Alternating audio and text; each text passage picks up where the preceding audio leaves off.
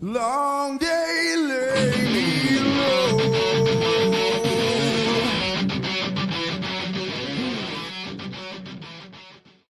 Yo, what's going on, everybody? Happy Easter. It's Easter. We're still doing it. We're still determined to get cool, fun, amazing, entertaining books into your hands, get them funded, fulfilled, and to you so you can enjoy them and peruse the fine art and story that is involved. Go on a journey, if you will. I got my Celsius and other beverages. We got a great show today. With me, as always, is Angela Curry. What's going on? Hello, Jason. Hello. Happy Sunday. Happy Easter. Happy Easter. Happy 420. We say happy.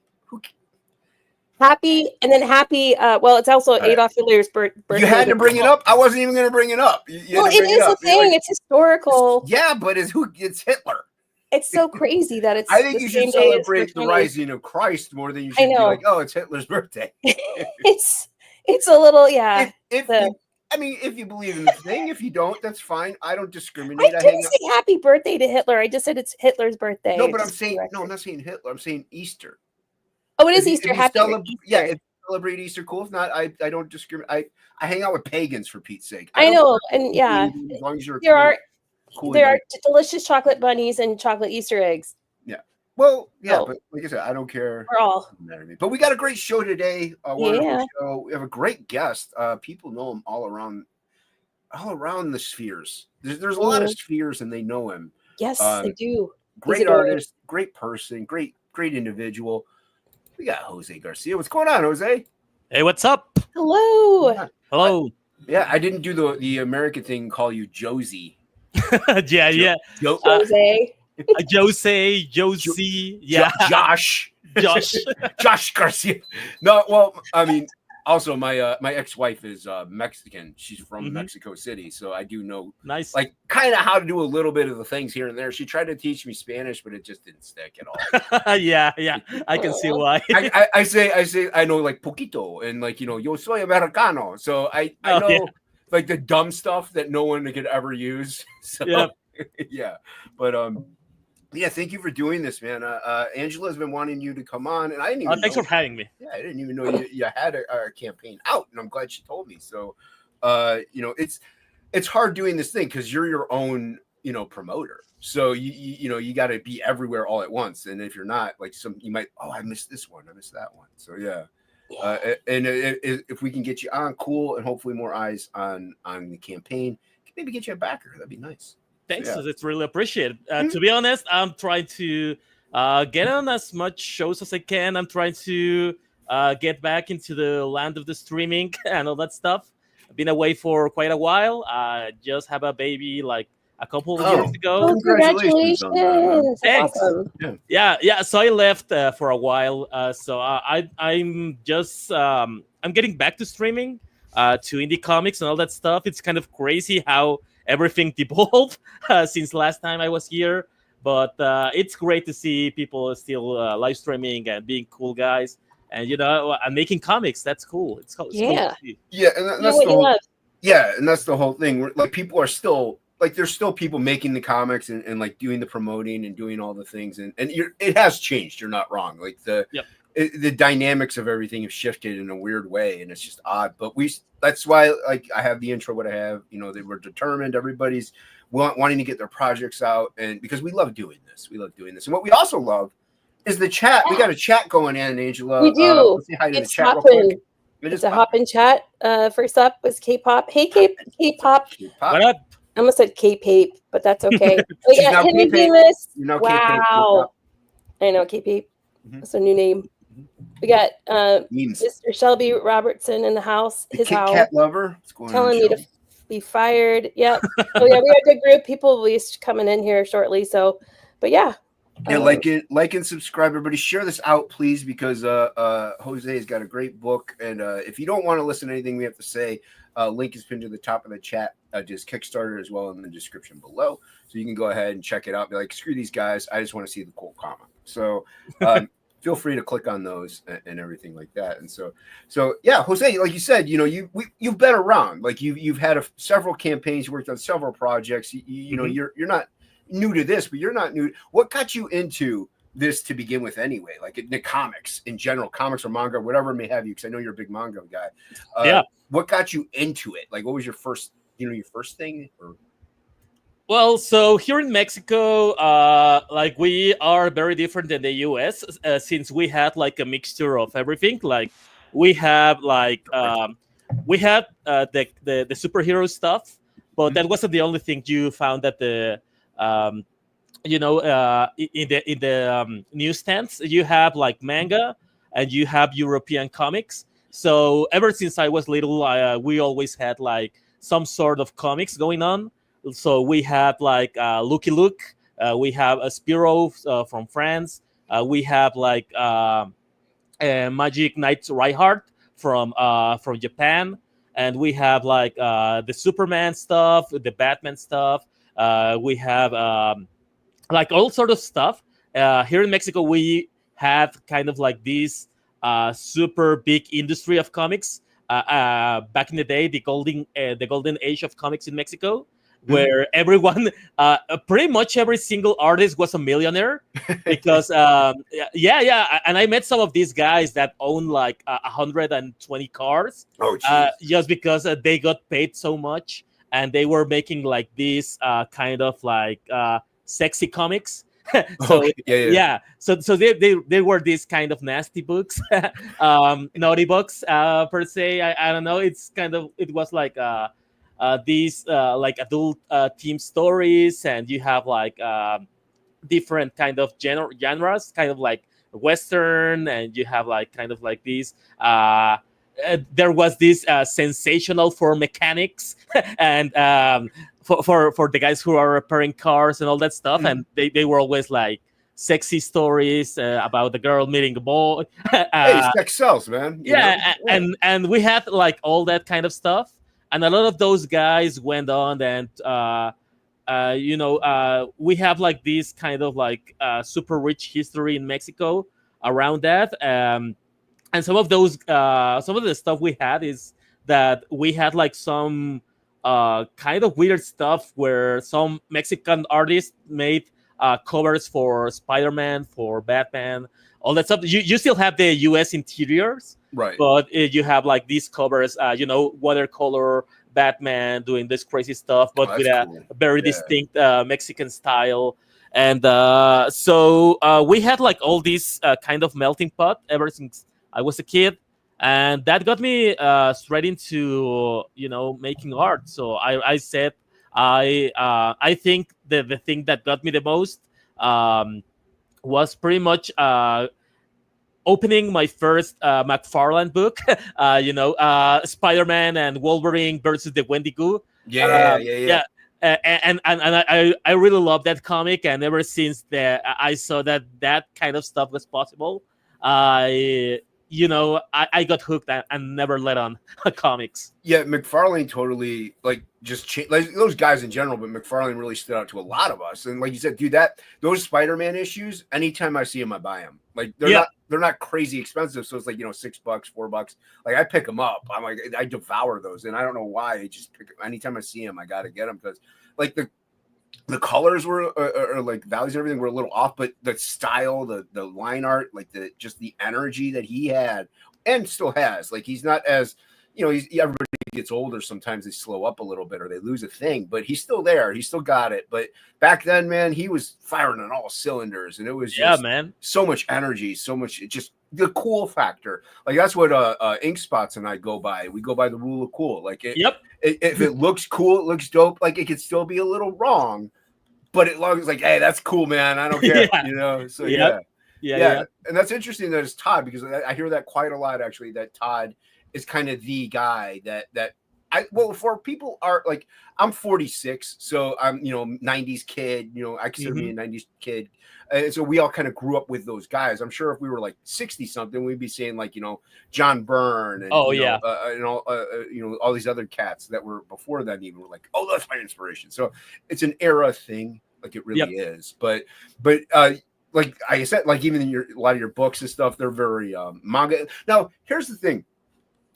When do you think it'll come the time whenever we're talking about comics that even Westerners are including manga in that? Because that's what manga is. It's comics. But every time we talk about comics, everybody's assuming Spider-Man, Batman. Like they're not thinking, Akira. You know what I mean? Like they're like, in order to be talking about that, you'd be like, oh, that's manga. It's like, well, no, that's a comic. It's just called a manga. Like it's still a comic. Like we just call it manga. So when do you think there will be a time when we actually just like have the umbrella of comics being all of it? Like even in the European and stuff, like just encompassing it. Okay, so that's I think that it kind of already is happening all around the world, except the US. Except the US. Yeah. We're so stubborn, dude. Yeah, because you have like such a distinct identity, and this pride about comics. All the what you call it, the Pax Americana. The lifestyle, all this stuff, which I love. But at the same time, it's like very prideful. Like we make comics, and these are superheroes and stuff. And people from the US are very resilient to change. And you can even see it with the Akira stuff that Marvel published, that they have to color it and make it like blow it on comics proportion. You even had Joe Matt doing some covers, but at the same time it wasn't like it was like this huge thing around the world, except that I don't know how in the US how Akira got kind of pushed to the side, kind of make it seem like lesser. I don't know. It was kind of weird to see stuff like that. And then you have the Masamune Shiro, you have Appleseed, all this stuff, and they just came in such weird formats that look like more like indie comics instead of kind of like equal to comics. And so they pretty much separated like right away. Like we have the quality stuff, and everyone else just have like these crappy stuff. And you can see it, in the recent times, kind of like with Black Sabbath and Skydol, published by, I think, Marvel. And you see the volumes, and the quality of print is super bad. And you see the European, the Mexican, the Spanish editions, and they all are all hardcovers, and they look like super cool.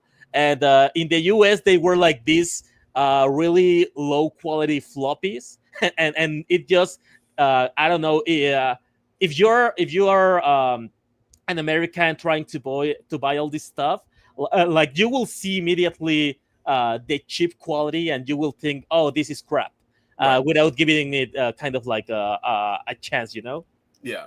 Do you think that has a lot to do with where they're being printed? Like, for instance, with China and everything, they're picking places where it's cheaper, and so that's why they're, that's the quality they're getting because that's what they're paying for?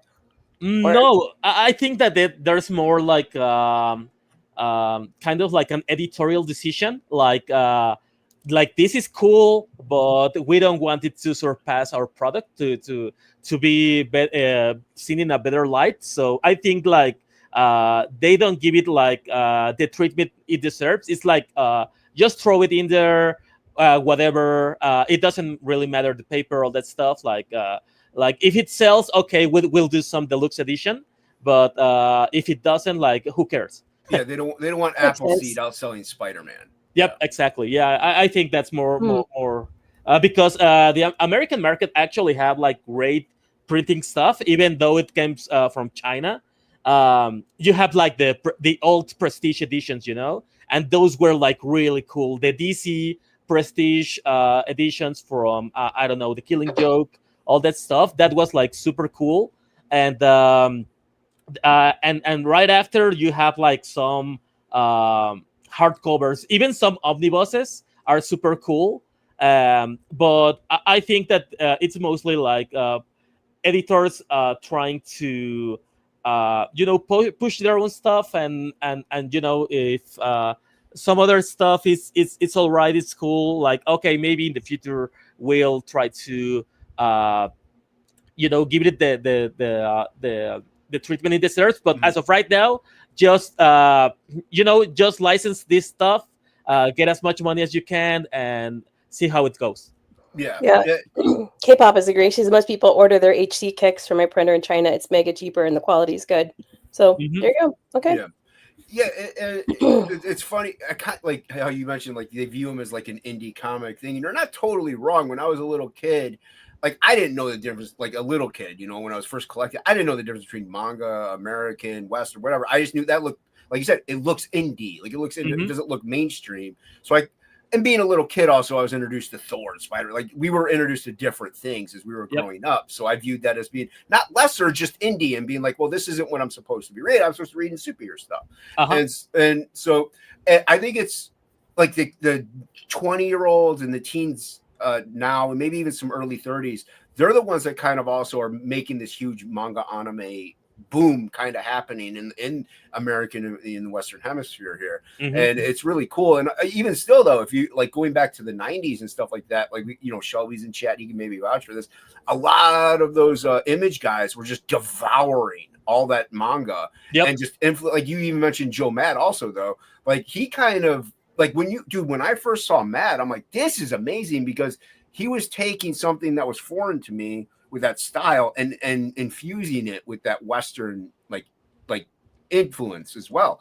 So it really like opened the door for like normalizing, I want to say, having that what everyone likes to call weebery into the American comics. And I've said I think we can learn from it and each embrace each other, because also manga and anime is influenced by Disney, so it kind of goes full circle. Like why not? Why shun it away and be like, oh, that's a lesser thing, dude? There's so much amazing stuff out there. Even in your, like you mentioned, Black Sad. I didn't know about that till recently, and I saw you shared it of that guy Matt. He's got the Matt video, yeah, dude. That guy's, I love his videos. They're fantastic. He's the best. Yeah, dude. And I saw that, and I was like, I watched that. I'm like, dude, this Black Sad guy's amazing. I'm like, I never even heard of this. I put it on my wish list. I'm gonna get that. I'm gonna on Amazon. I'm gonna get that Black Sad. It looks amazing. So there's so much out there that we don't know about, and now with what we have with this technology, we can all just absorb it like a sponge and just like get it and like see all these amazing artists and writers and creators that are coming out. And even like you're in Mexico, like I'm in America. We're talking right now. Like it's so cool. Like dude, 30 years ago, this never would have been, if we were the same age, never would we have crossed paths. Like it just wouldn't have happened. And like your stuff could end up influencing what like, oh, I like what Jose's doing there. I see that. And I can influence it in mine, like vice versa. You never know. Like it's just so cool the times that we're living in right now. And yeah, there are bad things about it, but you try to embrace the good. And like I said, we can all learn from all these different styles. And like you have a great style in all of these books that you've done quite a lot. Like not only comics, you've done animation as well, correct? Yeah. Here in Indie Comics, last time I checked, I came to the indie space around like maybe 3 or 4 years ago. And within that time, I was out for maybe 2 years, but I put out like maybe 22 books. And I did inks, pencils, colors, and lettering for You're so fast. It's crazy. I know it's wild. You and Dan Plagle. Now I know Plagle, he's hit a speed bump. He's kind of got cancer and everything. Yeah. But still, you and Plagle, your speed, I've always admired. I'm like, these guys are insane. How do they do it? So, so you put out that many books. That's crazy, dude. Well, I see Narwhal, and I think Narwhal's, Pervert is super fast, and I think he's pretty genius. Yeah. So, Per's great. Vatican City is amazing. I love that. Yeah. So, and not only that, Foreign Agent, so good. I've always liked Per's artwork. So, yeah. But yeah, sorry, go ahead. Oh yeah, so I've seen like a lot of people here in the indie space, which I got like super.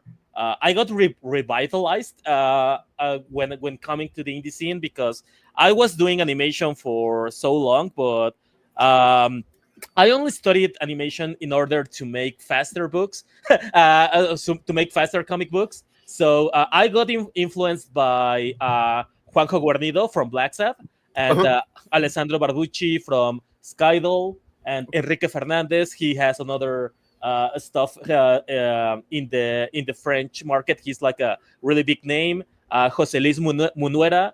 He's kind of like this super incredibly talented artist that is making like 40 books a year with super high quality. Jeez. And Carlos Meglia, he did some stuff here in the US. He has this paperback of Superman Infinite City. I think his Superman is kind of like my favorite of all time. And I got influenced mostly by the kind of like French and the European market. Even though Carlos Meglia, he's from Argentina, but he was publishing in France, on Italy, and some stuff. But his work on Cyber 6, that was kind of his main series. It actually got an animation on HBO. There's like 8 chapters, 8 episodes, like a cartoon from the 90s. It was I think that Todd McFarlane had something to do with that, but it was like real cool. And that influenced me to take on animation to make comics, because I saw like this Black Sat guy. He was animating on Atlantis. He was animating on all of this stuff. Alessandro Barbucci, he was making character animation on Disney. Carlos Meglia, he was working on Disney too. And Enrique Fernandez, he was working on DreamWorks. And I saw the common pattern that every artist I loved working animation somehow. So I decided, like, okay, I'm gonna try to jump into animation. And I did. I was working in DreamWorks for about like maybe 8 years or 7 years, doing storyboard, doing character design, backgrounds, all that stuff, just to be as good as I wanted to be, to get back into comics, because comics, first love. You cannot leave comics behind. It's always comics, man. It's always comics. It's always comics. Well, like even with me, like like I didn't go to DreamWorks, but I was working like as a kid collecting comics and like drawing them, and then I stepped away for a while just because I just was a 20-year-old, and so but I was still drawing and doing artwork and doing everything. But like you said, it always comes back to comics though, and then eventually I came back around. I'm like, now it's kind of a good time to start making comics, and but you always come back to it. Like Kirby said, comics will break your heart, but you still go into it. You still love it, even though it'll break your heart. You like making them, collecting them, reading them. The journey of it all, the stories is like what. It's no different than like with animation. It's movies. It's a movie, so you get involved in the story of the movie. It moves you. It drives you. Just comics are just a still formed movie, and I think that's cool what you said. How like you were first comics, then animation, then comics, and I think that's kind of cool because with animation, you got to have those keyframes right, and that's kind of what comics are. They're those key frames, those important issues, the one part of that scene, that one still frame that you need to capture and make it emotional or make it driven, or even if it's a talking head, obviously it need to be, but you still got to have a cool way of doing it. Even if it's just a talking head, do a Dutch angle. You know what I mean? Like you got to try to make it, like you don't have the actual movement of things. So you gotta like, so it's going into animation, I think really helps that rather than the other way around. Because if you're doing comics first, you already know like what that issue is, and then you can go into the animation part, doing the storyboarding and everything. Because that's what comics are. They're storyboards. They're storyboards. Like they really are. They're just tighter storyboards. But did you think that helped you out a lot? And you said you wanted it to. So do you think it actually, your goal was fulfilled in doing so? Yeah, for sure. Like working on animation was kind of like for me, it was kind of like playing ground in which I could kind of like learn about everything I always wanted. And my main goal was you have to be fast, because we had like a lot of comic book artists trying to get into storyboard, but no comic artist could keep up with the speed that it's needed in the in the industry. So you have like you have like a professional artist, maybe some kind of like image guys. You have like some people from we had a couple of guys from Marvel, but they couldn't keep up with it because they were their storyboards were super polished, and sometimes in animation, like you can make like 1,000 drawings just for one scene, and that scene can get cut at the next day, you know. You've been told, and you sometimes are told like, oh yeah, so that stuff you've been working all week, like yeah, that's gone. You have to change it. You have to change this scene for this one, and then you have to redraw everything all over again, right? And from this different camera angle and all that stuff. So for sure, animation helped a lot. It achieved like everything I wanted. But the thing with animation, it's like I like it. I love every single part of the process, but I don't really like how the structure is. It's very corporate. It's very like everything's not done by committee, so it doesn't really have all this kind of freedom of trying to get your own ideas out there. And if you have an idea and people like them, that's no longer your idea. That's property of the company.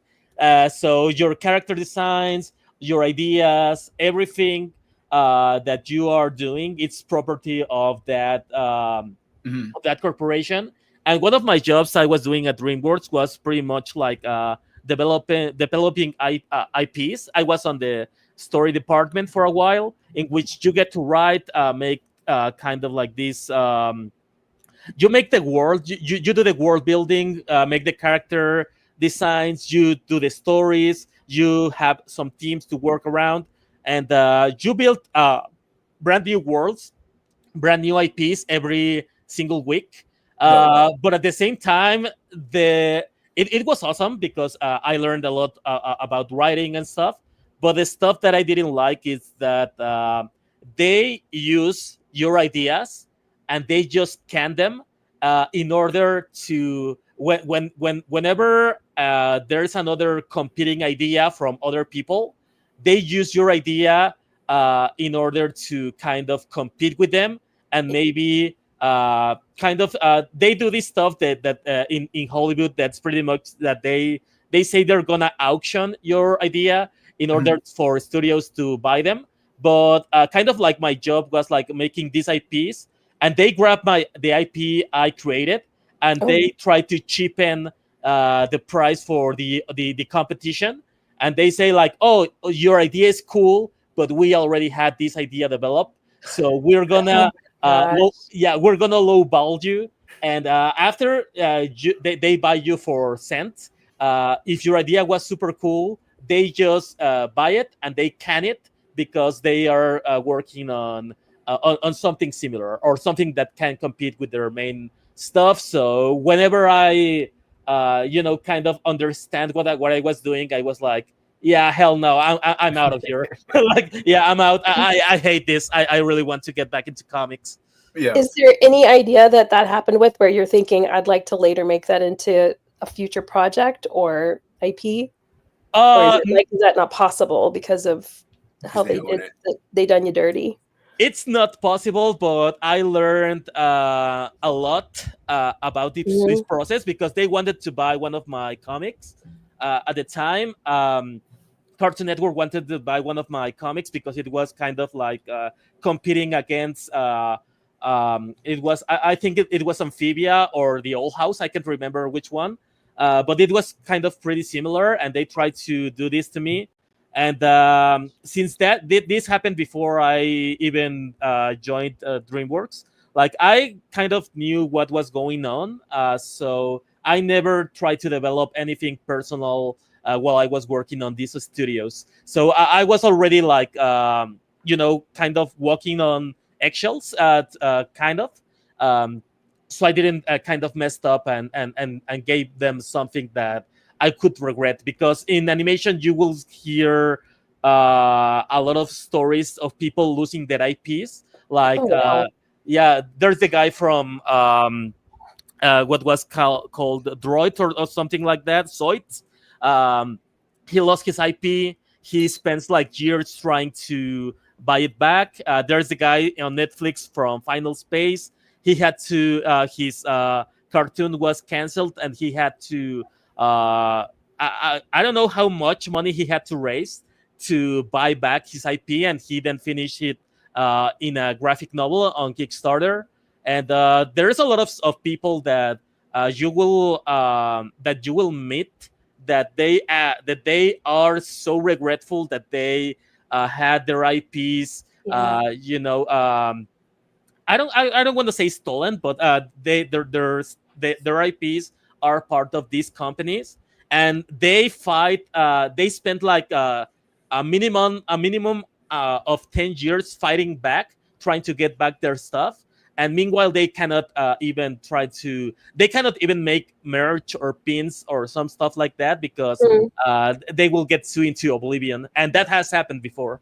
Yeah. Oh my gosh. And that's what they even say. Like, if you're working for Marvel, like, keep all of your own ideas to you. Don't create anything while you're working at Marvel or DC because they own it then. Like, it's there. Yeah. So you can't do anything about it. And like, back, that's what sparked also the Image thing, obviously, was they were getting like pretty much no reimbursement for all of these things that they were doing. And like, we kind of had it. That was just one minuscule thing even. Yep. So yeah, and that's why it's great about doing it the way we're doing it with the indie sphere. And even like crowdfunding is a grind, but maybe one day, hey, everything will take off. You'll be okay, and you could just kind of like pre-order system, or even put it out on a monthly basis, or even bi-monthly, whatever may have you. Like, you're fast enough, you could do it monthly. But either way, like, you could put out your own thing, and hopefully one day it just catches on. You're good. You don't have to worry about somebody you're right. It's not really stealing because you go in knowing they're going to own it if you make it while you work for them. But it's kind of stealing. Yeah, it's kind of, yeah. It's a little fishy. Like, it's a little shady. What when you were at DreamWorks, what did you work on? Is there anything that we would know about? Yes. So I started working. My first project was doing storyboards for Voltron season 2 and 3. Nice. But the thing was that there was this crazy Tumblr stuff that happened. That there was kind of like this. There were some people from Tumblr that got kind of invited to take photos of the studio. And there's this weirdo that wanted his ship to be canon, but they took photos of the beat boards, of the storyboards about these the future of the next seasons. Like, we had like a script like very different of what ended up happening, but since this person took these photos and it tried to blackmail pretty much the all DreamWorks to have their own ship made canon, and it changed a lot of stuff. Like, we have to remake like a lot of the story, a lot of storyboards. I did some of the original story, which was way cooler, but I ended up kind of drawing some of the rewritten stuff. And after Voltron, I jumped into Kung Fu Panda from the Netflix Christmas special. Nice. It was super cool working on that. I worked a little while on How to Train Your Dragon, the Riders of Berk series. I worked on which was this one? It was called VeggieTales. I know. VeggieTales. VeggieTales. It was done by Elisa and Olivia Ceballos, these super talented twins that they were like kind of like these freak talents that at age 15, like, they were all at a level that they were pretty much rivaling kind of like 40-year-olds that already have like super great talent. And there come these two 15-year-old girls that pretty much are super freakishly talented. And they just waited until they were 18 to make them art directors at their very, very first job. and they What? were paid like super. Amazing. Yeah, it's crazy. Elisa and Olivia are super cool and super talented, That's and really they've sweet. done a lot of stuff. And yeah, and yeah, I've been working as an outsourcing kind of guy. Um, I never really wanted to go to California to live in there. So Yeah. yeah, no, at the very beginning of my journey, I wanted to live in California, mostly because I'm kind of like a punk rock guy, and I'm trying to live near the Warp Tour. It was the only thing that what made me want to go live in there in California, but then it went to shit, as you know, and Yeah. and I got to know a lot of the people from going to conventions. To there is this one Lightbook Expo, and there's this called CTNX. They are kind of like the San Diego Comic Con of animation. So you have to go in there if you want to be known. They're super packed with talent from all over the world, and I got to know a lot of people from the animation scene, and the Californian scene was super cutthroat. It was cutthroat, like I've never seen before. Like that stuff was like bad. That was I mean, I've seen any comics being cutthroat, but the animation scene in California, it's way worse. It's like super Oh way worse. no. Yeah, so I decided like, okay, I don't really want to do this, so I'm gonna be doing outsourcing. And doing outsourcing got me a lot of different jobs. Like I got to work in Cartoon Network. I got to draw stuff for Nickelodeon, for Netflix, Rick and Morty, BoJack Horseman, Wow. Inside Job, and there's a lot of stuff that um, I was so after a while I kind of like lost interest in animation because I was so focused on comics that we got different projects coming on to our studio like every once in a while, and we didn't even check like which one what we're doing and for whom, you know, like it was like work. It was like, oh yeah, you have to do like 15 backgrounds for Monday to Friday. Okay, yeah, I take that. I will take this job. I will take you know, and we were like kind of this mercenary bunch of people that we are working on different parts of the globe. Like I'm from Yeah. Mexico. They were two guys from Colombia, and we were being paid as much as the people on California, since we are all kind of like these fast guys and we have quality. So we were on the level, but we are enjoying all these US dollars on our countries. So yeah, so we were pretty much a merry band of mercenaries just trying to you know, make a good living. And yeah, I mean, but I could never take my eyes away from comics. And yeah, that's why I came here. I really love seeing like all the stuff that people were doing here. Like one of the greatest inspirations, Michael Bancroft. Oh, like, Bancroft's great. Yeah. like you can see like yeah, and he's doing this on his spare time, and it's making like a really great you know, really great stuff. I came here especially for Narwhal, for Per Berg. Like I saw that his style was kind of like weird and people like it, so I was like, okay, so I can actually try to fit here, and that was cool. That's what got me here. Yeah, and like you're not wrong, because that's was something that even collecting comics growing up, something that kind of drew me in. Like, yeah, I started off with the superhero stuff, and you know, like there's artists like Ron Frenz, and you know, you got, you know, your John Burns and your, you know, Neil Adams, like the traditional comic stuff. But then I saw Sam Keith, and I was like, holy mother! Oh yes, like, what is yeah. this? You know, totally art. And then you get Bill Sienkiewicz, and then, you know, you get David Mack, all these amazing talents. And then I come over here, and then like, you're right, like Per Berg, and like even Plagle, like his style is totally different from what I'm used to. And like, you know, your work, like you just like all of the stuff, Ink Spots, like I work with him now. Oh yeah, he's so cool. Good. Really cool. So good. Like I see all these just crazy, unique styles that are out of the norm, and I still love the usual. Like, you know, we still like Shelby. we still like Shelby. No, Shelby's amazing. He's fantastic. But no, he's super fast too. Yeah. Oh, dude, he's super quick. I make fun of him all the time, but he's super quick. But and that's the thing. Like in this sphere, you got everything, every style you could possibly imagine and more. Like it's so crazy. Like you could just go on any of these Fund My Comic Kickstarter, Indiegogo, or wherever, and just peruse, and you'll see so many, even people we've never heard of, like just trying to make it. Like I didn't know who this cat is. This book's amazing. Like I backed this K-pop. I saw it on K-pop. She's another one who promotes a lot of great artists. Yeah, I've seen her show. Yeah. I think she was on with K-pop, weren't you on with Jose?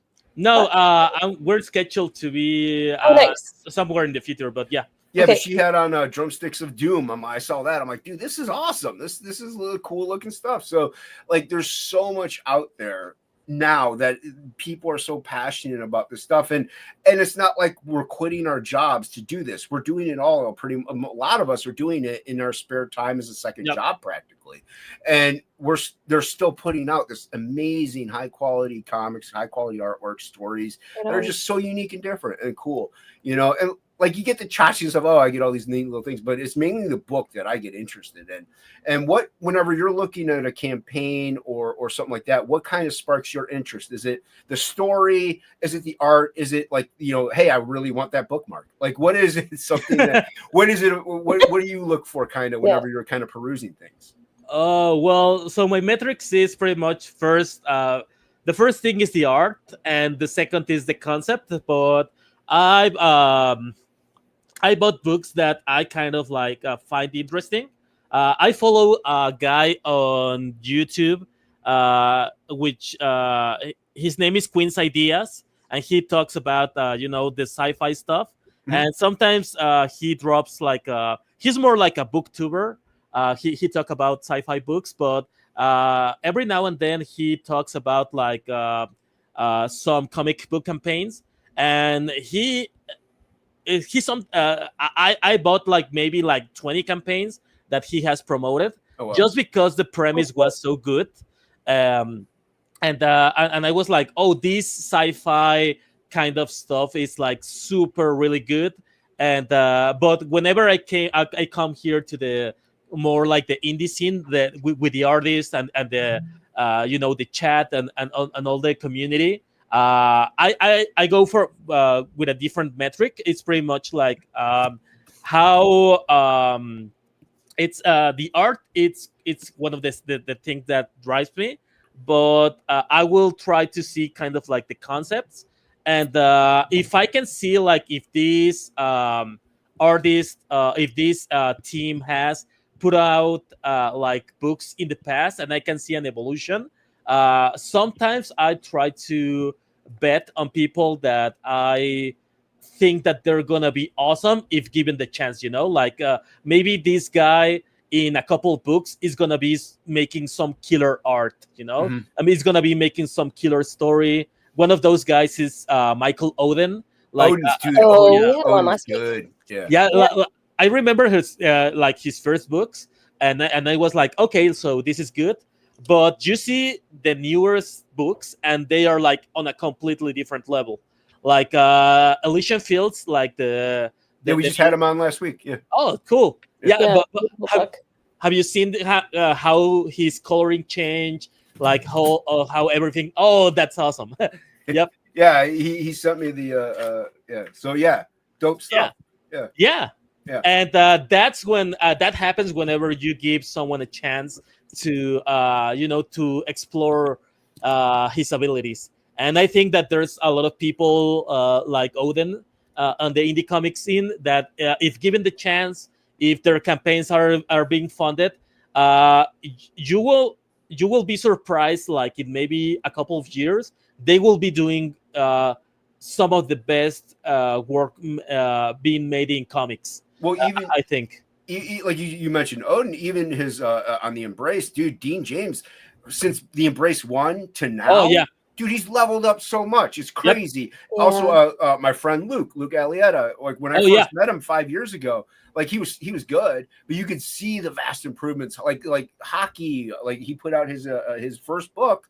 It looks amazing, and I got to watch him grow as an artist, and he's still like Luke in hockey. Even me, we're all still improving as we're going, you know. And I think that's something key as an artist, writer, even like I know I bash writers quite often, but in jest, but like we all, no matter what level we're at, look at even Frege, dude. If you look at Black Flag in the 90s and you look at what he's doing now, he's stratosphered. Like, it's crazy. Yeah, it's crazy like, so even as a professional, you keep growing. Like it's just no matter what you do, and I think that's very important to try to keep moving forward. Like it's fine to stagnate. Like Jim Lee's Jim Lee. Like he's going to do what he's going to do, and it's going to be amazing.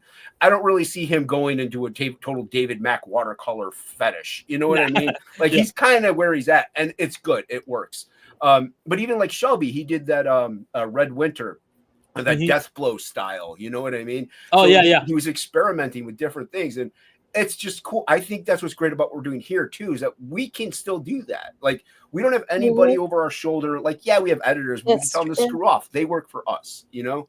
Go ahead, Angela. No, I'm just agreeing with you. Is that you have more of that freedom here? I mean, being in the indie sphere.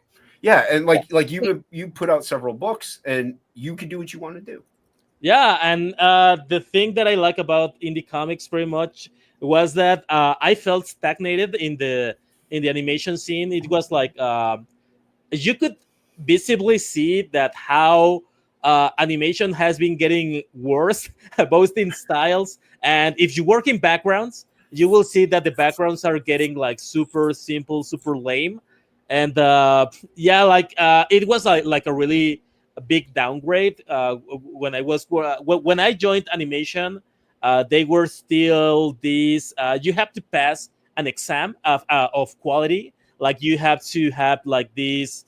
I can't remember how it was called. Maybe proficiency test or something like that. Okay, it was you have to pass the bar to be of these skills in order to be actually working in animation. But a couple of years after I entered, they removed that bar, and a lot of people from Tumblr, from Twitter, they started pouring in, and the quality of the shows went like way down.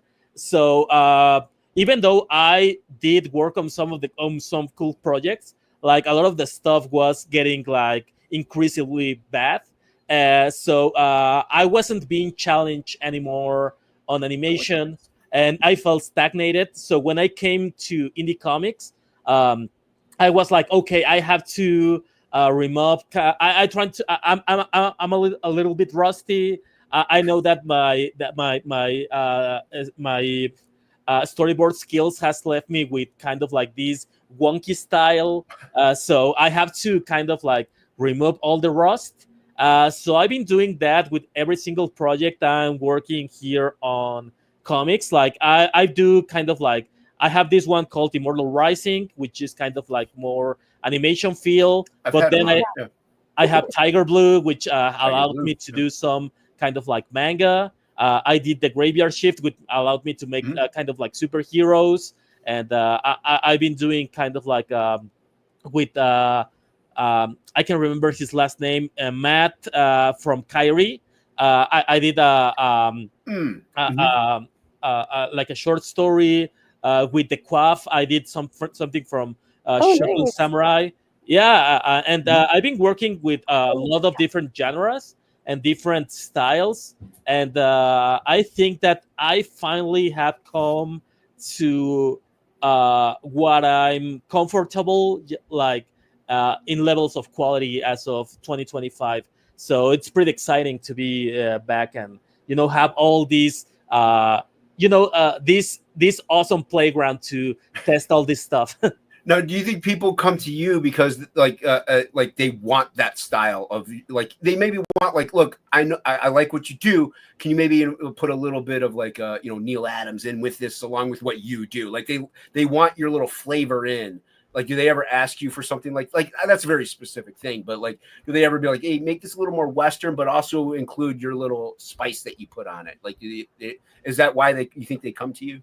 Yeah, so I think that they pretty much come to me because two things. Like, I'm fast, I deliver, I'm always on time. I think I might just be late. Like, I have been late for maybe a couple of weeks on a couple of projects. How dare you?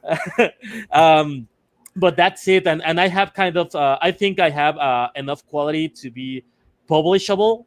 And the one guy that asked me to do something different, but it was kind of at the very end, and it didn't make sense. It was like mailing with graveyard shift.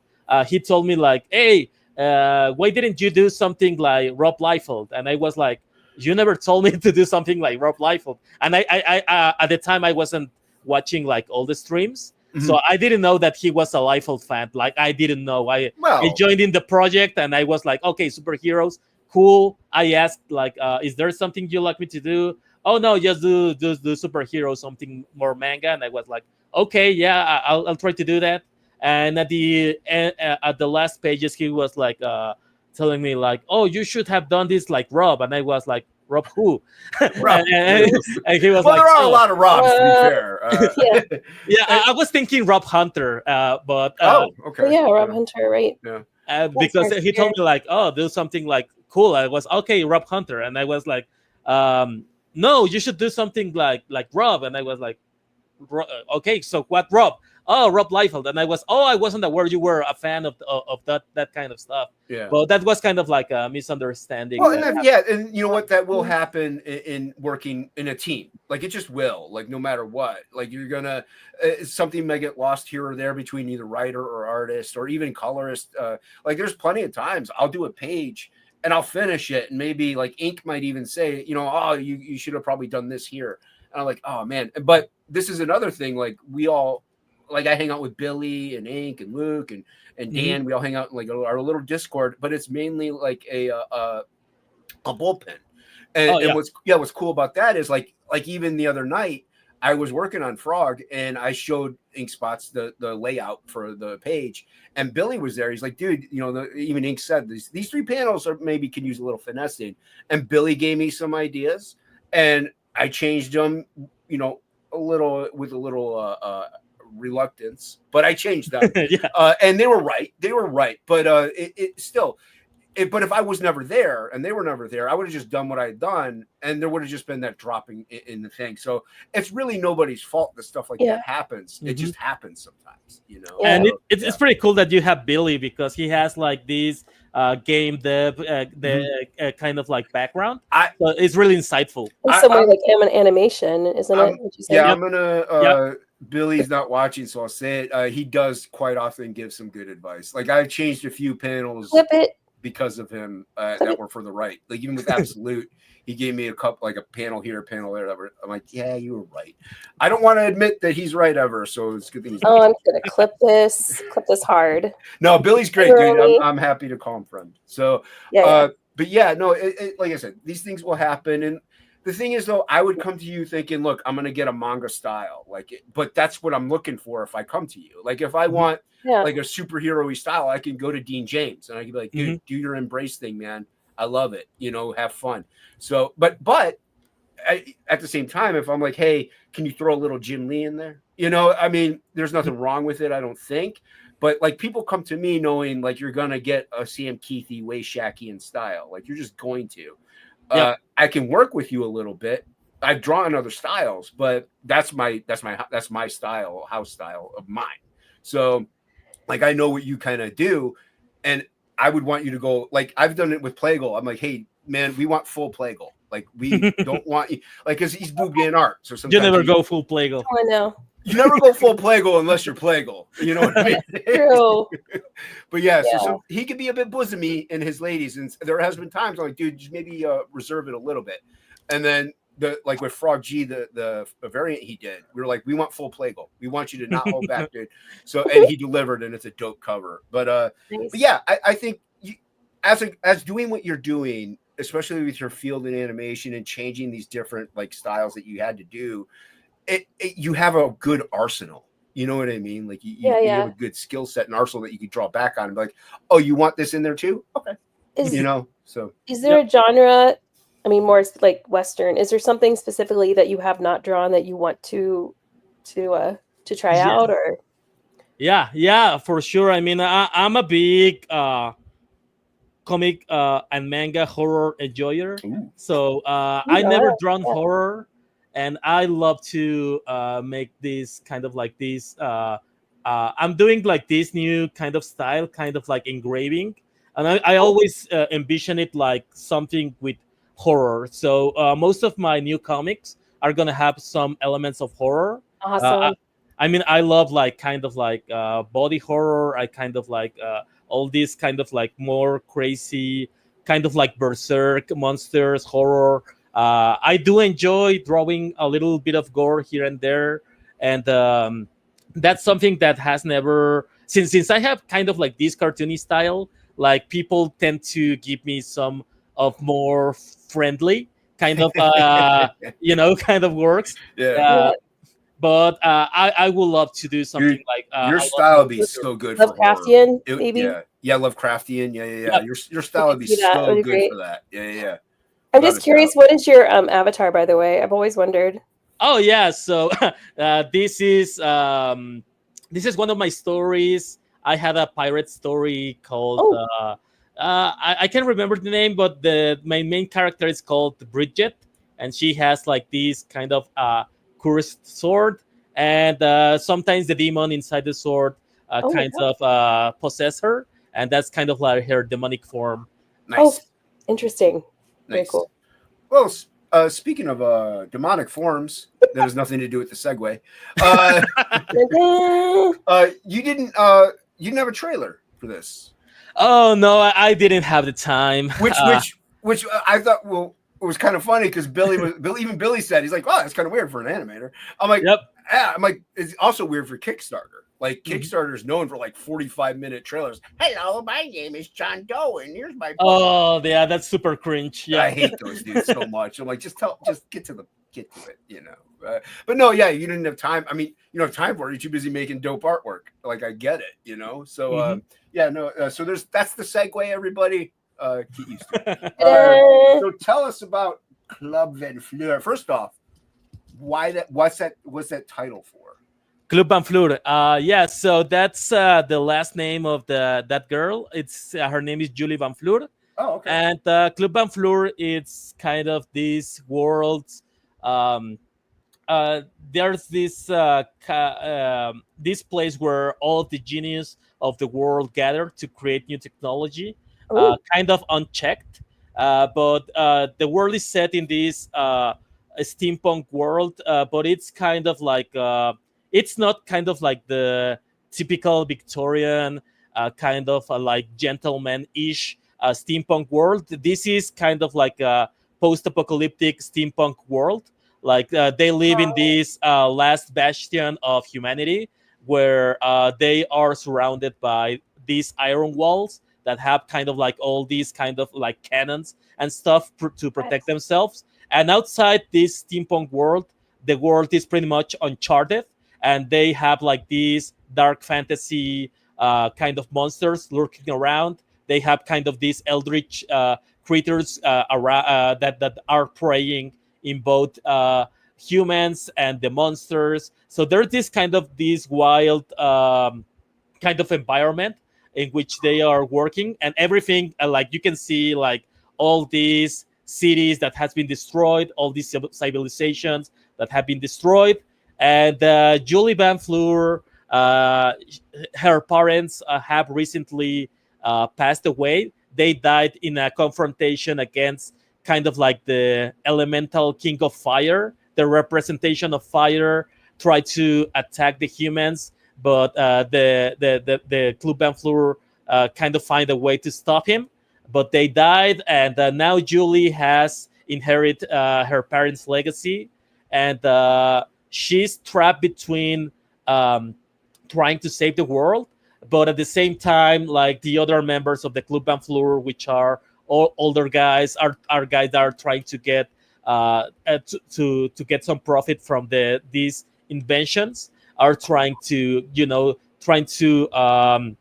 uh, benefit from the death of their parents. So and there's also the queen of this empire, the Valkyrie queen, which is trying to wage a never-ending war against the world, and she's trying to seize and trying to get all these inventions to perpetuate war forever. So you have this little girl that just lost her parents, and she just want to save the world, and she just want to make cool stuff so people can live happy. But she has like all this political stuff around her, trying to take control of all this stuff. And yeah, this is pretty much the story of her trying to protect her parents' legacy and trying to find a way to end this endless war. It's very immersive. How long have you been working on this concept? That's the Valkyrie Queen. So I've been working on this for. This is one of. I have only 3 stories that I really want to tell in my lifetime, and this is the first one of them. And I've been working on this. Maybe the first iteration I did was maybe like 15 years ago. 15 years ago. So I have like already the second half of the story already written. I have all the layouts. I was still working on pencil and paper, but I never knew how to start this story. Like I could never figure out how they arrive at the place where I started drawing. So that took me a while of trying to investigate kind of stuff. There's gonna be a lot of dogmas going on here on Club Van Fleur. That's the humans, which are the science dogma society. There's other humans that are pretty much trying to get into the magic stuff. Some other guys that are trying into the nature stuff. There are some creatures that they have their arcane kind of magic stuff, and every one of them have their own beliefs. And the question that I want to answer for myself, it's kind of like, how did science, magic, and all the esoteric stuff at one point in time, it was like everything was a whole, and then it got separated, and it kind of like how it devolved to these kind of tribes, So I've been researching a lot of alchemy, but not alchemy like the clean alchemy that people know, like kind of Paracelsus, kind of like the clean version of the Middle Ages. So I'm trying to kind of like go for the raw stuff. There's this book called the Book of the Cow, in which they told you like how blood, piss, and guts. Pretty much, if you do some rituals with that, you can get like some rare metals. And there's this book flying around, which is very mysterious, in which they say how to make this ritual to make these kind of this sorcerer's stone. I don't know how it's called. It's the kind of like the philosopher's stone. Philosopher's Stone, the philosopher's stone, and it's kind of like so you have to not have sex for like 3 months, and you have to piss every time in a cup, and you have to do this ritual, and this is very gritty and very nasty stuff. But the premise of that kind of alchemy that I want to that I'm investigating is pretty much like it's the idea that a human can kind of make everything that he wants, and he already has it. Like, I don't know if you know that the human blood has like every single metal known to the humans, and it has like every single like the human body has every single kind of like these elements that are outside the that we can use for whatever stuff. So it's kind of cool researching about that and trying to fix it and pin it against kind of like science and pin it against kind of like spirituality and kind of like the nature stuff. So it's been super fun researching all of that. Yes. And once I got like kind of like the gist of everything, I wanted to tell. Like I showed this story to my brother, who that is an artist too, and he has one question that always sticks with me whenever I'm making a story, and he always asks me, "Okay, that's cool, but why should I care?" So, I mean, that's a good question. Yeah, it's a really good question. So I'm trying to I'm trying to edit this story from the point of view of why should I care about this Julie Van Fleur character? Why should I care about these other boys who are living on these slum towns? And why should I care about this world? And I'm trying to make everything like pretty much relatable. It's kind of like this character-driven story. Like the characters are, the world is already there, but the characters are what are moving the story. There's a huge focus on them, and there's a lot of lore in the background if you kind of like have a keen eye and see what's happening kind of like in the backgrounds. Kind of like Dark Souls. That's my inspiration, like Nice. environmental storytelling. And I've been kind of like researching kind of this weird stuff. Like I don't know if you know, but there's in Egypt there's kind of like this stuff called the pharaoh's bat bat tops. I think it's called in English. I can't remember because I know the Pharaoh's bathtubs or the Pharaoh's springs, maybe springs. Yeah, maybe something like that. It's I've heard this term in Spanish. I don't know how to translate it. What is it in Spanish? In Spanish, it's Can Google translate it? yeah. Let me remember. It's called kind of like sí, los baños del faraón. Yeah, it's kind of like the.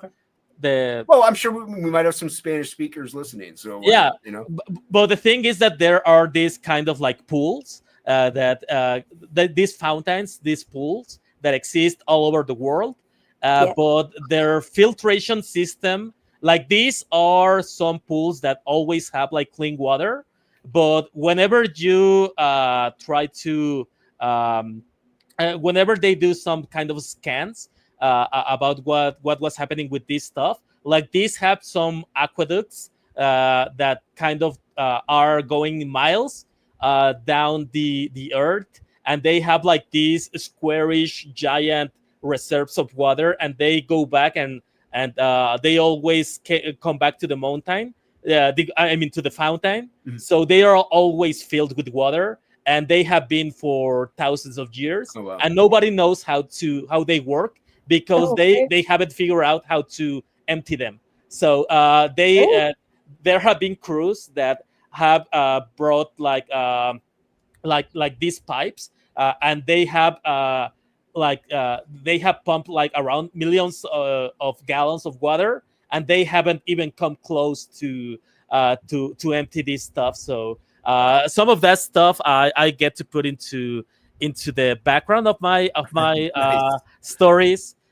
There in Russia, there's some weird stuff where there's they found like this silo, this kind of like million years old silo that still have like tons and tons of these seeds that are still you can still plant them, and if you get the subtext around that, is that millions years ago someone has the foresight that if there were ever like a nuclear war, like you will get to these sites, this will be found again, and all these seeds will be replanted, and it will be repopulated again. So I have a lot of these kind of like Wow. weird stuff that I taken note, and I'm adding them into this story.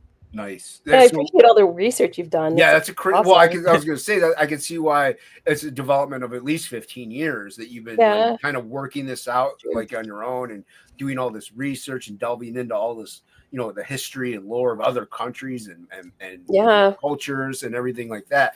And it's fantastic. But that's what makes for a really good quality book in all reality. Yep. Like a lot of like these things take that much time. Like, like Mhm. Marvel Comics has been around for a long time now. They've had a lot of things that they could delve on. So, and all that research, it pays off in the end. You Yep. know what I mean? So, and how many pages is this? So this is the first book out of 6, and it has 80 pages, and we'll be looking at maybe every 3 months I will be dropping a new one. Oh my gosh, You're that's insane. awesome.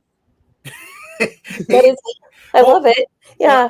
That's what I was going to also say is like, your brother asked the question, who cares? Like, and you want to develop these characters. And that's what I was also going to say about like monthly issues that they come out with. They can, they have 12 issues in a year to really, develop the character and get them going. With what we're doing here is like what, one book a year, like for most people, I should say, because you're a monster who could put out way more. But so like one book, so it's really hard to get that character depth so people actually care about this character going, because it's like, oh, I read this book, 80 pages, 100 pages, that's a lot of story, but you're still like, well, then I gotta wait a year to really find out what goes on. Why do I care? But if you're putting out one every 3 months, which by the way, that's awesome.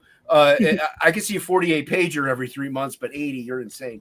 But that also gives you a good time frame to really develop these characters and really get you to care about them, like you be invested. So yeah, that's awesome. Like you said, but you're fast and like you've honed your skills adequately to do that, and that's really good. If you could do that, people do it. No, yeah, this is a lot of research. A lot of stuff. I love this one. I like the concept. I like the story. I think I'll back this one for sure. Yeah, I'm excited. I definitely will back. And it's all black and white. Are you any of future books? Do you want to do color? Or I mean, obviously that will definitely probably slow it down. So yeah, no. So the thing that people don't really understand about me is that I hate coloring. Like I absolutely hate. There you go.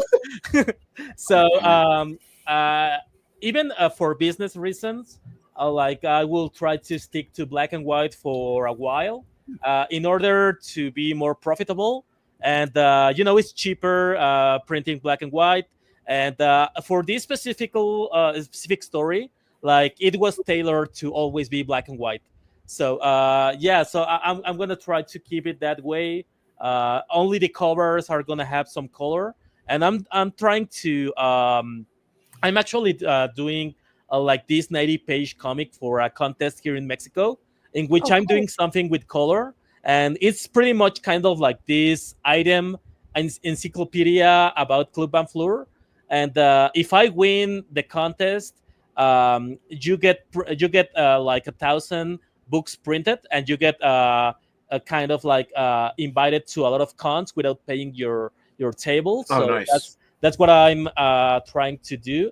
And whenever if I get to win that contest, like I could actually put that into the add-ons or stuff. But it's still on the works. But everything that has to have color, I'm gonna pretty much just wait until a contest, or maybe have a little bit a better kind of like have more audience, because as of right now, I'm not in the place where I used to be like a couple of years ago. I know that, and I'm trying to just trying to make these first come true.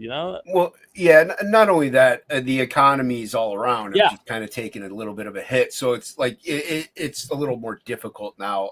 On top of that, but that's also where like doing the groundwork of what you're doing, like going on streams or like Twitter or sorry X, and promoting, and like just being out there, it'll build your fan base, your audience, and that might like if you get 100 people following you and one of them backs, awesome. You know what I mean? Like that's the goal, and yeah. So it's a lot of, and also black and white comics.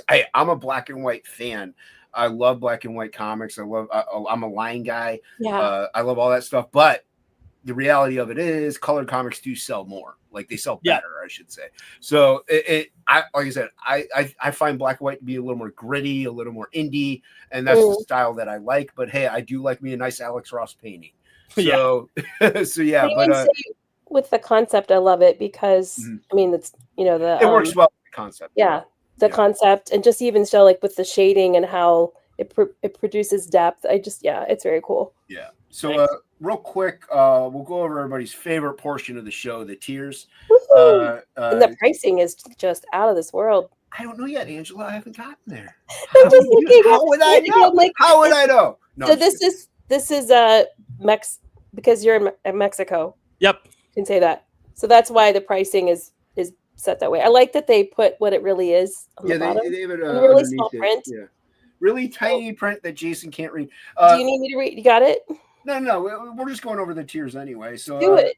We got the PDF, which you can get. Digitals are always good for international. Well, you're almost bulk of your sales are probably international anyway. Yeah. So, but no, PDFs are always good. So you have multiple PDFs. That's in Spanish. Yeah. Oh, okay, nice. I like that. That's something that something I've always been interested in and would love to do, but I'd have to pay somebody. Is getting our books translated into Spanish and other countries. That would be awesome. But yeah, I'm trying to get this. I have some friends in France that are helping me translate this to French. Ooh, awesome, I want that one. Yeah. And see, how do I get that? I want that. Well, it's not translated yet. I know when you get it, I want it. Okay, so well, you got my DMs. DM them. DMs are open to everybody. No, that's cool, and that is something a lot of us are interested in. So you have here. That's the physical Mexican edition, pretty much. Oh, nice. Yeah. It's a little bit. The price is a bit lower because it doesn't have like these UV spot stuff. Oh, I got you. Okay. Yeah, it's gonna be kind of like a cheaper small print. No, hey, there's nothing wrong with that. That's the thing. Like, I'll be right back. How didn't she just say you wanted me to read it for you, and now she's gonna leave? See what I have to work with her, Jose. It's fine. I'm just kidding. Go get out of here. No, but the UV stuff and everything, it's expensive. It costs money, so I can understand. But hey, if you're somebody who doesn't want it, just want the pretty pictures. Even if you live in America, you can back that and. There you go. So I think I got a copy of one of 656's Spanish books. So nice. It's pretty cool. And then you have the American one. Yeah, that's a physical tier for US and Canada. That's $20. Yeah, nice. That comes with a PDF. Dude, $20 for 80 pages, and it comes with a PDF. That's a great price point. That's fantastic. Yeah. Then there's a merch tier that's around $30. It has the physical book, the PDF. It has like a sticker sheet, and it has a keychain, an acrylic keychain. So that's cool. That's cool. I like that you did that. Like because honestly, dude, I just want the book. Like, but there are plenty of people who love the tchotchkes. Like they love them, and rather than just be like, oh, you're gonna get them. Like, look, I don't know what to do with these, and I'm gonna get them. I feel bad. I usually like, look. He doesn't have to make more. I could just back the book. No, that's cool. I like that you did that. And there's the last one, which is the standee tier. It has an acrylic standee about with the three main characters, and that's $50. Just because standees are pretty expensive, but people don't realize how expensive they are. Yeah, they I was aiming to do like 60, but since there's only like 17 backers right now, I'm gonna send an order for 20, 25 at most because these get very expensive. Yeah, they're pretty expensive, and that's something that a lot of like people don't realize the back end cost of a lot of these like extra tchotchkes that go into it, and that's why a lot of people do have them as stretch goals for like an extra $3,000. You get it, stickers like. Stickers cost more than people realize. Like it's crazy. It's so ridiculous. When I saw the cost of stickers, I'm like, what? I'm like, for something that just goes on a thing and then you're done. Like that's crazy. So, man. I was just checking. Like I wanted to have like some I wanted to send kind of like the logo of my new imprint, and I want to have like this kind of like embossed. I don't know how you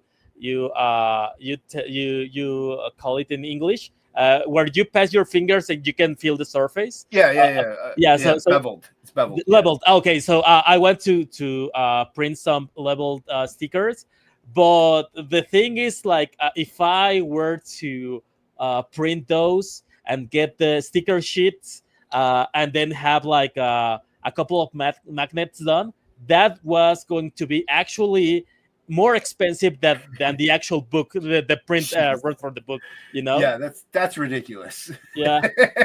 But so see, here's the thing though. These are all cool ideas that we all come up with, like, oh, that would be so awesome. Like Inkspots and I even thought of like getting wrenches to everybody if we hit a certain stretch goal. We looked into the cost, we're like, we hope we don't get it. It's just crazy expensive. Like, but these are really cool concepts. Like, oh, this would be so much fun to do.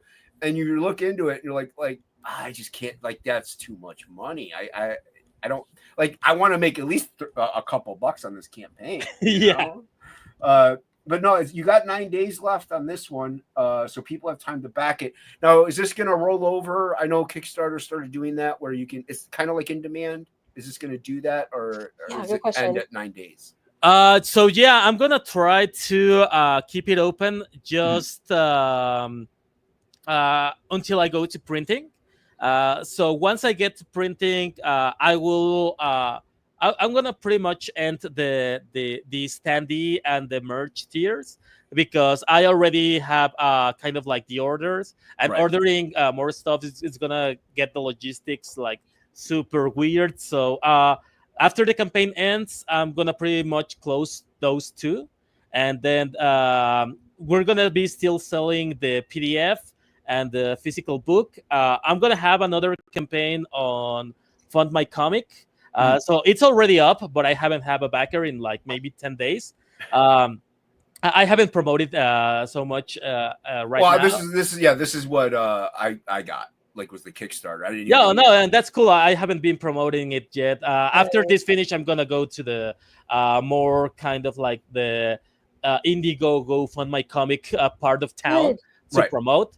But as of right now, like, this is the kind of like the experiment for myself. Like, how would I do in a environment that isn't kind of like my own, like when I was like on Kickstarter, when Indiegogo with all this stuff, like I know people and I know they're gonna back my books, but I was thinking, like, if all of these network will be gone in like I don't know, in like a year or so, will I still be able to stand on my own? And this is what kind of like this experiment of Kickstarter was like 5K.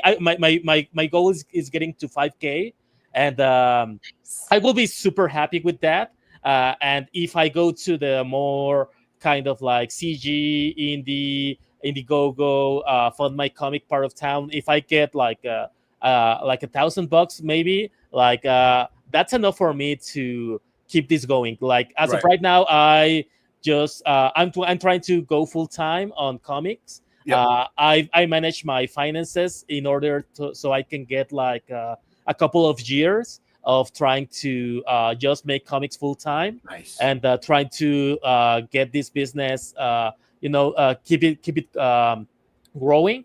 And if after 2 years it doesn't happen, I gotta go back to animation. But it doesn't mean that I'm gonna be a bit slower on the making comics, but I will still be making comics. But I wanted to have, the chance to do this full time. Yeah. Oh no, and I would if I were a healthy person, didn't need medical insurance, I would be doing what you're doing. I would be like, look, I'm not going to have a job. I'm going to just try to focus on comics and pump them out and get high quality stuff out there to the speed that I can do and make it grow. And you're right. Like, obviously you have a deadline of like, when, and that is, you don't want to just go ahead and do it try it. You don't want to try to make it for the rest of your life. And then you're starving. So that's why it's good to have that deadline. But I see you being able to do it, but it is also good you can fall back on the animation thing. You know what I mean? Yeah. It's nice you can. And like you just said, you'll still do comics. Like, that's the thing. It's an addiction almost. Like, yep. it's another job. If you go back to it's another job, you'll be a little slower, but maybe you'll do 3 books a year instead of 6. You know what I mean? Oh no. Yeah, making comics, it's how can I put it? Should I say the world is unhinged? Yeah. Nice. It is a little bit. It is a little bit because, like I said, it gets to be addictive. It really does. You're like, oh, I love doing this so much. Everybody, check it out. Link is pinned in the top of the chat in the description below. It looks fantastic. You've done so much work on the story. The artwork is amazing. You always deliver, sir. So and it did reach its goal. Like you said, your personal goal was $5,000, but it reached its funding goal. So you are how much? This is 100% done, or? So I'm pretty much finishing the grayscale and the lettering in the next 3 weeks, and then it goes to print. So it's pretty much almost done. It's like 90% finished. Yeah. So yeah, your guys are gonna get it. Plus, you've always delivered anyway. And for the other 6 books, we have already 500 pages on pencils. Jeez, dude. That's awesome. That's so great. No, like I said, it's a fantastic looking project, and your heart is in it, and I love it. So yeah, everybody go check it out. Share out the link if you can't back. Yeah. Share the link out to the campaign and get some more eyes on it. Jose is a fantastic person, and he loves doing what he's doing. So support him. Yeah, that was a good one. A good one. Angela. Are there any more questions in the chat, or do you have any more questions? Do you think in the future you might do like any animated shorts or anything, or with your characters from this book? Might try to make a little, I don't know, like cartoon or something?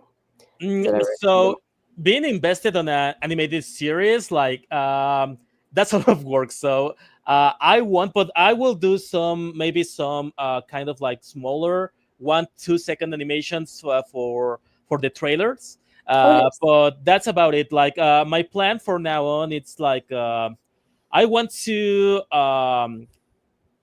My plan with this is making kind of like a webcomic version of this, but without all the hatching, just the lines, kind of like animation line, like no rendering, no like a couple of grayscale, and trying to have like a chapter bi-weekly, and whenever I print the comics, they will have all the hatching, all the grayscale and stuff. Cool. So that's because in Mexico, like we have this culture of piracy, pretty much, in which you have like everyone is sharing all the new manga chapters, and every single week, and you have like this huge community of readers. And not everyone buys the books, but a lot of them do. But what keeps their interest is pretty much like keeping the story going. And there's even some manga artists, kind of like one of my favorite is it's called Yoshihiro Togashi from Hunter x Hunter, and he had made some chapters which are pretty much scribbles, and they look like shit, but the story is so good that people like them. And in the printed version, like they are already fixed, like the characters look like they need to look, and you have like this culture of web comics, kind of like the One Punch Man, when you have like the writer do kind of like the very kind of childish drawings, and then you have like the very cool artist Yusuke Murata making look super epic. So we have this culture of we don't really care as much about the quality, but we like to follow a story. And so there's a lot of kind of like people gathering around that, and I love that. I love that interaction. I'm a One Piece fan myself, so every single week that there's like a chapter, like I'm talking with like 50 people about it, with 50 random people about what's happening on the story, and yeah, I want this kind of energy, but for comics. And the way I decided to do this is like, okay, hatching, it actually kind of takes me a long time. But if I do these pages in kind of like this line art style, no shadows, just the bare bones and kind of the dialogue, and I can keep this going every 2 weeks. Like I could have some people get behind the story, get behind the characters, and whenever the campaigns, the books come out, like they will have this premium, this super quality stuff in their hands, but they already know the story, and it's kind of like a plus. And I think it's a great way to stay engaged with your audience for instead of waiting, like a year. Keep them enticed and like just that energy and that's a good way. Yeah, that's a good idea. That's a good way to be like, hey, here's a higher premium product for you. And you have seen this with American comics. I think who was it? Someone's making the X-Men on their own. It's John Byrne. Oh, John Byrne. Yeah, John Byrne. It's doing this with the X-Men, and he has the bare bone pencils, and the stories are great. And I've been following that, and I just wish it was more mainstream. But the way I want to set it up, it's kind of more like shareable, more like these manga fan translations. So I'm gonna try to insert myself into that kind of communities, and trying to post everywhere: webtoons, Twitter, Facebook. I don't really care about the piracy stuff. I want just people to read it. And whenever the campaign comes, I know that people will turn out for the final project. If people want a physical copy, they're going to get the physical copy, even if they've already read the thing. Like, they're going to, like, I'm a collector. Like, I have trades, and I've read the trades, and now I want the original. Mm-hmm. So, it's true. Like, people will get the physical, even if they've already read a pirate version of it. Like, they don't care. They're like, oh, this is dope, I need to own it. Like, there's just something about human nature that wants us to possess objects. Like, I don't know what it is. But so nice. Cool. Yeah. So it was a good one. I have one last question for you, Jose. If you could have any superpower, what would it be? Superpower. Okay, so I would love to have the power of sleep on command. That's my gosh. You have trouble sleeping, I'm assuming. Yeah. Is it sleep, but then stay asleep perfectly, like a deep sleep? Yeah, deep sleep for a solid 8 hours. That'd be cool. Nice. I'm so with you on that. That's a different one. I know, that is totally new. It's totally new. That's great. Got a different one. Nice. Jose, thank you so much for doing this, man. On Easter, I really appreciate you swinging in. Hopefully, we get some eyes on the campaign. Thanks for having me. Get a pleasure too. That'd be nice. You're welcome, man. Anytime you have a project, let me know, and we'll have you on. Try to get some eyes on it. Angela, thank you for co-hosting as always. To the mods, to the chat, thank you so much, everybody.